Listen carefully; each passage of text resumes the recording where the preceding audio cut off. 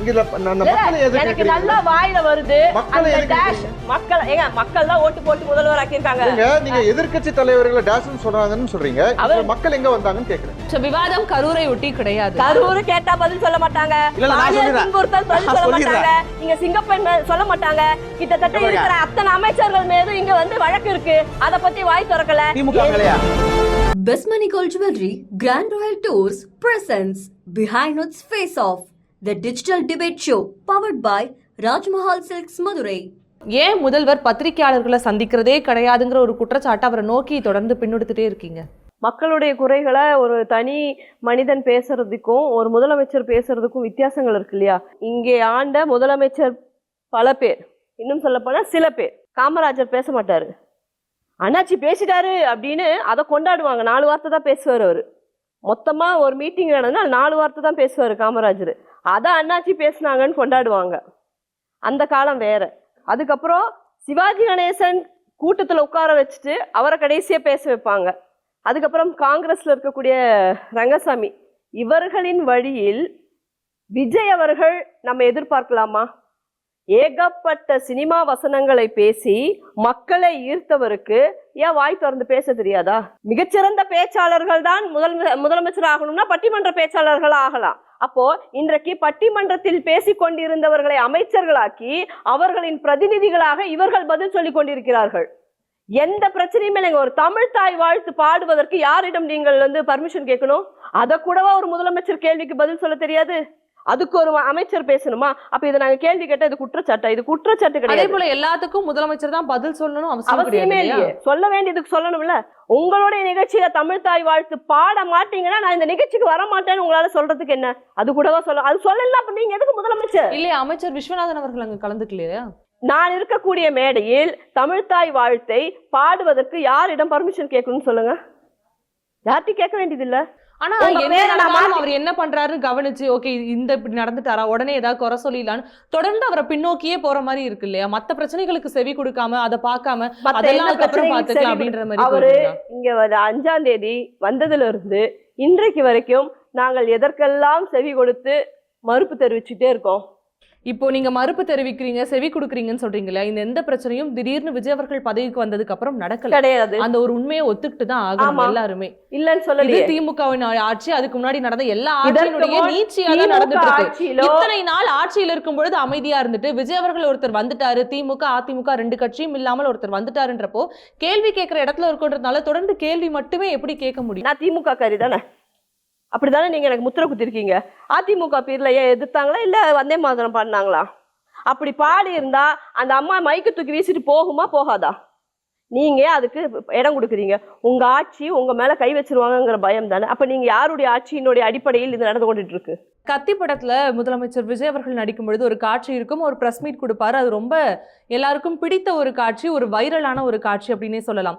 பத்திரிகையாளரை சந்திக்கவே மாட்டாருங்கிற தொடர் விமர்சனங்கள் அவரை முன்னோக்கி வைக்குது. முன்னாடி பேசின ரேகா அவர்களுமே அதான் எழுப்புறாங்க. ஏன் சந்திக்க மாட்டேங்கிறாரு? அறிக்கை கொடுக்குற இடத்துல இல்ல, ஆக்ஷன் பண்ற இடத்துல இருக்கு, ஆக்ஷன் செய்ய வேண்டிய இடத்துல இருக்கு. ஏன்னா அவர் பேசாமலாம் இல்லை. ஏன்னா வந்து சட்டசபையில் பேசும்போது எதிர்கட்சிகள்லாம் ஏஞ்சி ஓடினதை நம்ம பார்த்தோம். அதே மாதிரி மக்கள்கிட்டையும் நேரடியாக போயிட்டு கரூர்லையும் திருச்சிலையும் பேசுனதையும் பார்த்தோம். அவருக்கு பேச தெரியாதுன்னா நான் சொல்லுவேன். அவர் வேலையை செய்கிறார், அவ்வளோதான். ப்ரெஸ்ஸை ஹேண்டில் பண்ணுறது அப்படின்றது அது ஒரு ஒரு தனி, அது ஒரு ஸ்கில். ஓகேங்களா? அந்த ஸ்கில் வந்து இன்னைக்கு அவருக்கு அவர் எக்ஸசைஸ் பண்ணணும் அப்படின்னு நினைக்கிறாரா? இல்ல சந்திக்கலன்றப்ப அவருக்கு அந்த ஸ்கில் இல்லையா? நீங்க சொல்லுவது அந்த ஸ்கில்ல எக்ஸசைஸ் பண்ணணும்னு நினைக்கிறது ஒண்ணு. ஆனா அதே சமயம் ஆட்சி நடத்துறதுக்கான ஸ்கில்ல வந்து எக்ஸசைஸ் பண்றது ஒண்ணு. அவர் அதை செய்யறாரு. நான் தான் சொல்றேன், நீங்க சைலண்ட் மோடுன்னு சொல்றதுக்கு பதிலாக அவர் செயல்படுறாருன்னு நான் சொல்றேன். இங்க எந்த விமர்சனங்கள், அதாவது இப்ப பேசுன்னு சொல்றாங்க இல்லையா, அதுக்கு வந்து ஏதோ ஒரு பாயிண்ட்டுக்கு தான் பேசல, இதுக்கு ஏன் பதில் சொல்ல, அதுக்கு ஏன் பதில் சொல்ல, அந்த பதில்கள் வந்து அவர் வாயிலிருந்து வரல, அந்த அரசாங்கத்தோட செயல்பாட்டிலிருந்து வருது. காலேஜ்குள்ள போராடுறாங்க, போராடாம இருக்கிறாங்க. ஆனா காலேஜ்குள்ள போயிட்டு அங்க இருக்கக்கூடிய ஆட்களை அரெஸ்ட் பண்ணிட்டு வர யார் வந்து பெர்மிஷன் கொடுத்தாங்க? அதுக்கு இங்க வந்து ஒரு அரசாங்கத்தோட பார்வையில ஒரு ஒரு குடிமக்களோட பிரச்சனைகளை வந்து நசுக்கணுன்ற பார்வையா இருக்காது. அது மேற்கொண்டு வேற எங்கேயும் ஃபயர் ஆகக்கூடாதுன்ற பார்வையா தான் இருக்கும். அந்த அடிப்படையில தான் அவங்க எடுக்கிற ஆக்ஷன்ஸ் இருக்கு. அந்த பார்வையில தான் போலீஸ்காரங்க ஸ்டூடண்ட்ஸ் மேல அடி பண்ணாங்க. சொல்றத பார்த்தா போலீஸ்காரங்க வந்து இது ஸ்டெர்லைட்ல துப்பாக்கி சுட்ட மாதிரி சொல்றீங்க. அவ்வளவுலாம் பேசுறீங்க. தயவுசெய்து அவ்வளவு யோசிக்காதீங்க. சார், நீங்க சொன்ன இதே ஸ்டேட்மென்ட் தான் பிஜேபியும் முன்வைக்கிறாங்க. என்னங்க இது இப்போ இங்க பெருசா இல்லைங்கிறீங்க. கண்ணீர் புகை குண்டு அந்த மாதிரி இல்ல புல்லட்ஸ் அந்த மாதிரி ஏதாவது யூஸ் பண்ணாங்களா? அது இல்ல இல்ல மட்டும் ஒரே தான் என்னன்னா இல்ல, அந்த மாதிரி யூஸ் பண்ணாங்களா? ஒரு காயங்கள் ஒற்றுமை இருக்கு. இல்லையா? அந்த மாதிரி நீங்க இங்க வந்து பர்மிஷன் வாங்கி போராட்ட இடத்துல எந்த ஆக்ஷனும் எடுக்கல. ஓகேங்களா? பர்மிஷன் இல்லாம இருக்கிற இடத்துல அதை ஒழுங்குபடுத்த வேண்டியது இதே சட்ட ஒழுங்கு வந்து அதே சட்ட ஒழுங்கும் விஜய் நாயிட்ட தான் இருக்கு. பேசவே மாட்டாருன்னு சொன்ன மோடி அவர்கள் கூட ஒரு கட்டத்துல வந்து மிட் நைட்ல ஒரு வீடியோ செல்ஃபி வீடியோ போட ஆரம்பிச்சிட்டாரு. மோடி அவர்கள் வந்து பேசியதற்கு பின்னாடி என்ன காரணம் இருக்குன்னு உங்களுக்கு தெரியாதா? எப்போதெல்லாம் திரையில் மோடி அவர்கள் தோன்றி பேசுவாரு, எப்போதெல்லாம் தேர்தலில் அவர்களுக்கு லாபம் குறைந்து விடுமோ, தங்களுடைய வாக்கு சதவீதம் மக்களில் குறைந்ததாக வந்து மத்திய உளவுத்துறையிலிருந்து ரிப்போர்ட் வருமோ அப்பதான் பேசுவாரு. ஏன் பிரதமர் மோடி நைட்டு 12 மணிக்கு செல்ஃபில பேசுறாரு? ஏன் டிவியில டெலிகாஸ்ட் ஆகி நேரடியாக பேச வேண்டியதானே? ராகுல் காந்தி தலைவர் போனார்ல மாணவர்களை பார்ப்பதற்காக போராடினார்ல, அன்னைக்கு வந்து வெளியே வந்து பேசியிருக்க வேண்டியதானே? பிரதமர் அவர்கள் அவருடைய செல்வாக்கு சரிகிறது. அடுத்த வருடம் 5 மாநில தேர்தல் இருக்கிறது, நாடாளுமன்றம் ஸ்தம்பிக்கிறது. ஓகே ரேகா மேம் நீங்க சொல்லுங்க, கரூர்ல முதல்வர் விஜய் அவர்கள் பேசும்பொழுது வாய் இருந்தா என்ன வேணா பேசிடுவீங்களா, டாக் லெஸ் ஒர்க் மோர் அப்படின்றத பேசினாரு, செயல்பாடுகள்ல அதை தொடர்ந்து காமிச்சிட்டே இருக்காரு. தொடர்ந்து ஏன் அவரை பேசணுங்கிறதை எதிர்பார்த்துட்டு இருக்கீங்க? என்னம்மா செயல்பாட்டுல காட்டினாரு? ஒண்ணு சொல்லுங்களேன். ஏன் காட்டலன்னு நினைக்கிறீங்க? எதுவுமே பண்ணவே என்ன இல்லையா? காட்டினாருன்னு கேக்குறேன். ஆய்வுகள் மேற்கொள்றாரு. என்ன ஆய்வுகள்? மெட்ரோல போனது ஆய்வா? டெண்டர் ரத்து செய்யப்பட்டிருக்கு.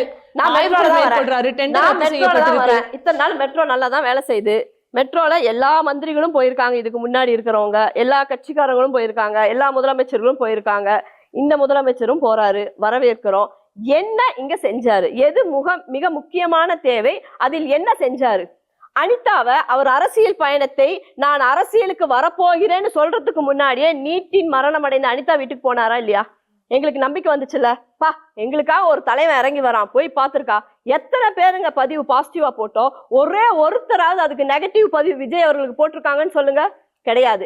இப்ப அவர் ஆட்சிக்கு வந்துட்டாரு, ஆட்சி அவருடைய கையில இருக்கு, மத்தியில அவருக்கு எம்பிகள் இல்ல, ஏத்துக்கிறோம். ஆனா இங்க மாநிலத்தில் போராடியவர்கள் தன்னெழுச்சியாக வந்த இளைஞர்கள், ஒன்றோ இரண்டோ கட்சி சார்பில் வந்தவங்கள நீங்க அந்த கட்சி ஏவி விட்டுச்சுன்னு சொல்றதெல்லாம் அநாகரிகமான வார்த்தைகள். அப்படி இருக்கும்போது போலீஸ் கண்ட்ரோல்ல இருக்கிறவரு மாணவர்கள் மீது பெயர் பலகையை எடுத்துட்டு நீங்க தாக்குதல் நடத்தி இருக்கிறீங்க.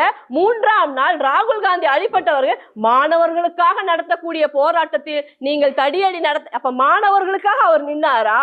அவருடைய பதவியேற்புக்கு வந்த காங்கிரஸ் தலைவருக்காக அவர் நின்னாரா? அப்ப இங்க மாணவர்கள் அவருக்கு ஓட்டு போட்டவங்க, இந்த மாணவர்கள் தான் அவங்களுக்கு ஓட்டு போட்டிருக்காங்க, தன்னுடைய உரிமையை கேட்கிறாங்க. நீங்க பேசுங்க, நீட்டை ஒழிக்க முடியாது சொல்லுங்க, நீட்டுக்கு மத்தியில் இருக்கக்கூடிய கல்விக் கொள்கையை மாற்ற வேண்டி இருக்கு சொல்லுங்க. ஏன் அதை சொல்ல மாட்டேங்கிறீங்க? அறிக்கை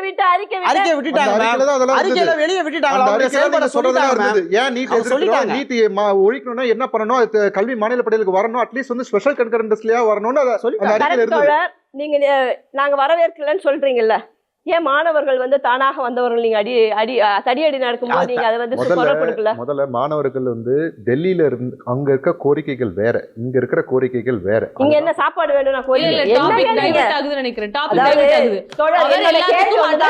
41 பேரு தன்னை பார்க்க, ஒரு ரசிகனை பார்க்க வந்த மனநிலையில் வந்தவர்களின் வீட்டுல சாவு விழுந்திருக்கு.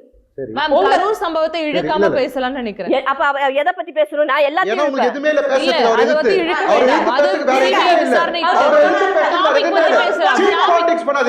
கரூர் போனார்ல, கரூருக்கு போனப்போ இங்க இறந்தவர்களுக்கு இப்படி இல்லாம டேஷ் டேஷ்னு சொன்னாரு. அதை நீங்க ஒரு முதல்வர் பேச நீங்க பேசுறீங்களா தோழர்? யாரு சொன்னாரு டேஷ்? டேஷ் டேஷ்ங்கிறதுக்கு என்ன போடுவீங்க நீங்க?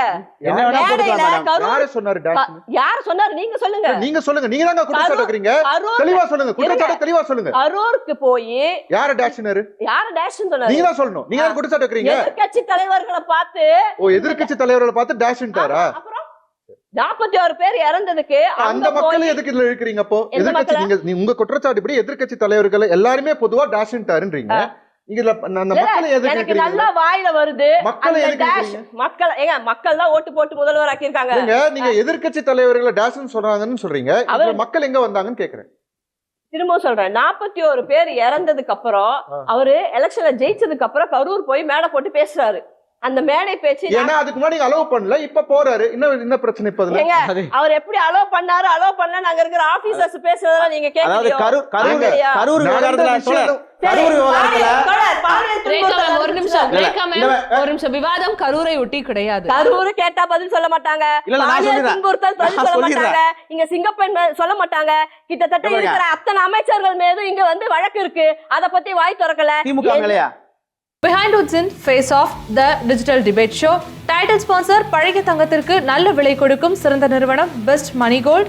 கிராண்ட் ராயல் டூர்ஸ், உங்க ஒவ்வொரு ட்ரிப்பையும் ஸ்வீட் மெமரிஸ் ஆக்க கிராண்ட் ராயல் டூர்ஸ்க்கு வாங்க. Power by Rajmahal silks Madurai. தொட்டு தொடரும் ஒரு பட்டு பாரம்பரியம் Rajmahal silks Madurai. Best Money Gold Jewelry Grand Royal Tours presents Behind Woods Face Off, the digital debate show powered by Rajmahal Silks Madurai.